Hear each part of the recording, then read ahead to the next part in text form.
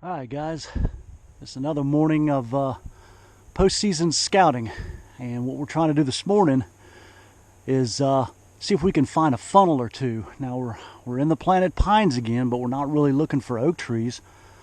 What I've done is I've gotten on Google Earth, gotten some aerial shots, and found out where there's some cypress heads and some big nasty cypress ponds.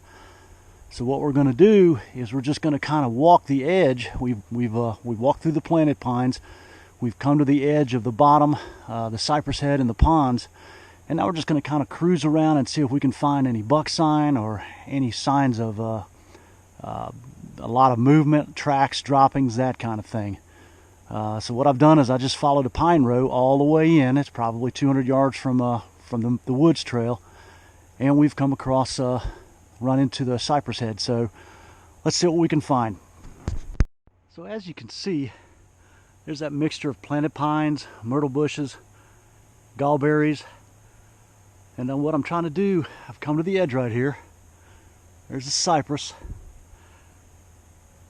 and here's the edge, and usually it's pretty easy to walk down the edge. And then what I'm doing is I'm trying to find trails coming out of the cypress, because deer love cypress. And then trying to find rubs, trying to find old scrapes. Now there's pock marks for tracks all over the place, but they're scattered. And what I'm really trying to do is find that trail that's beat down like a cow trail, that shows that this is where deer are moving back and forth from. So what I've done here is I've actually walked into the cypress, and it's really cool what you find. I've got a wide open shooting lane that kind of opens up amongst all this cypress, and there is some fairly decent sign in here. You got some greenery right there. Now it's bone dry right now, and you can see on these trees where the water line is, it looks like it's between ankle and knee deep when the water's up. But you get a little bit of water in here and get this green stuff to grow, and these deer will come in and browse like it's a food plot.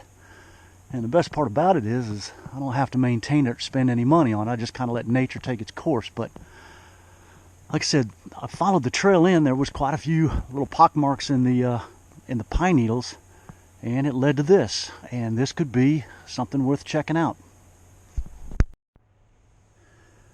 So as I walk through this pond, I find there's quite a bit of deer traffic moving through here. So what I do is I take out my cell phone and go to the compass and find out that due north is right where the shooting lane is, right here.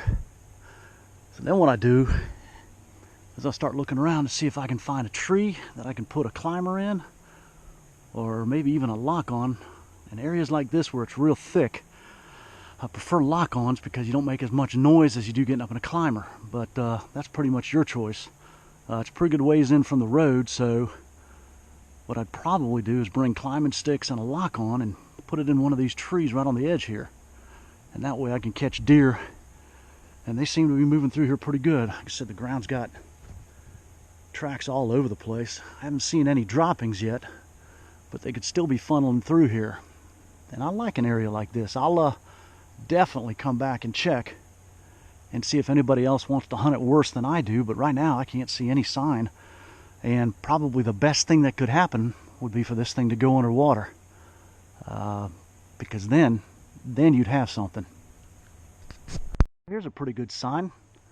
Not a monster, but it looks like a what would be a Florida legal buck, which is 3 points on one side or a 10-inch beam, was at least moving through here. Like I said, rubs don't really mean a whole lot, other than the fact that at one time a deer came through here and rubbed his horns on this. But it's always good to know that there's something with a set of horns walking through your area.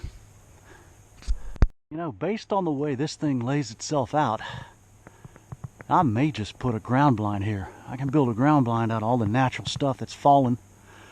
And I bet I've got out to that cypress tree, it's probably close to 100 to 120 yards.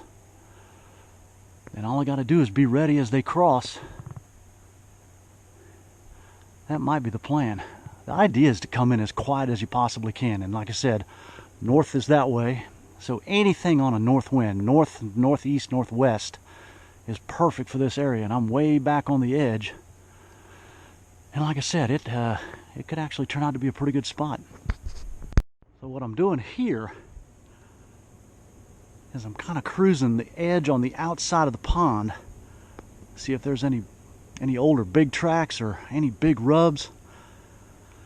Because like I said, a lot of times these bucks will come on the outside of the pond, downwind, and scent check to see if there's any does that have passed through that were in heat. So what I do is I come to the outside of the pond and just see if there's a place I can maybe get a climber or a lock on, just to catch them sliding through, coming in downwind. I'll tell you something else I look for, and this is a science all unto itself. But if you find an area like this, just short of a big feeding area, and it's got a bunch of rubs, that's probably a staging area. And what happens is these big bucks won't walk out into an open pond until right at dark. And what they'll do is they'll sit down here and they'll just wait till it gets dark, and they'll check the wind, and then when they think it's safe, then they'll move in to feed. But I said that's a crapshoot, and I'm not real good at finding staging areas, but there's some buddies of mine that are really good at it. And if you can find them, you can kill a big mature buck just looking for those. What else I want to stress, whether you've got access to your management area all season long or it's just a 3-day hunt, you owe it to yourself to have as many options with as many wind directions as you possibly can. Now last year, pretty much every time I wanted to hunt, the wind blew some direction out of the north, and if it didn't blow out of the north, it was out of the east and I could cheat. But for every 5 or 6 areas I get out of the north, I try to find at least 2 or 3, half that many, where I can come in when there's a south wind. South is that way. And what you want to do is, you don't want to get caught having just one wind direction set up. Like I said, even if it's a 3-day hunt, you owe it to yourself to have as many options as you can. Because when I'm sitting up in a tree stand and the wind's blowing from the back, I can feel it on the back of my neck blowing out into the area I expect a deer. I have absolutely zero confidence, and I could be 80 feet high, and it just doesn't matter. For whatever reason, I stink to deer. Now you hear them blowing, but you're not going to see much. This area right here. Now I've been blasting through these thick head-high gallberries, and this is way off the road, and there's no trails that lead to it. But like I said in one of my other videos, this is an area where it looks like all of the logging and planting equipment stayed. And if you've seen those big pieces of heavy equipment, you know that it takes a pretty good area to just let them sit idle till the next morning. Well, this area is so thick with gallberries, and then it just opens up and there's a bunch of tracks crossing back and forth. Now this is an area that I would seriously consider getting as high as I can in a climber, because I've probably got a 100-yard shot, and it looks like that tree right there might be one. And then I could come in from the south end and find another one. But you know, like I said, I just blasted through the gallberries and it kind of opened up, and I'm like, okay, this might be a place. Always consider this.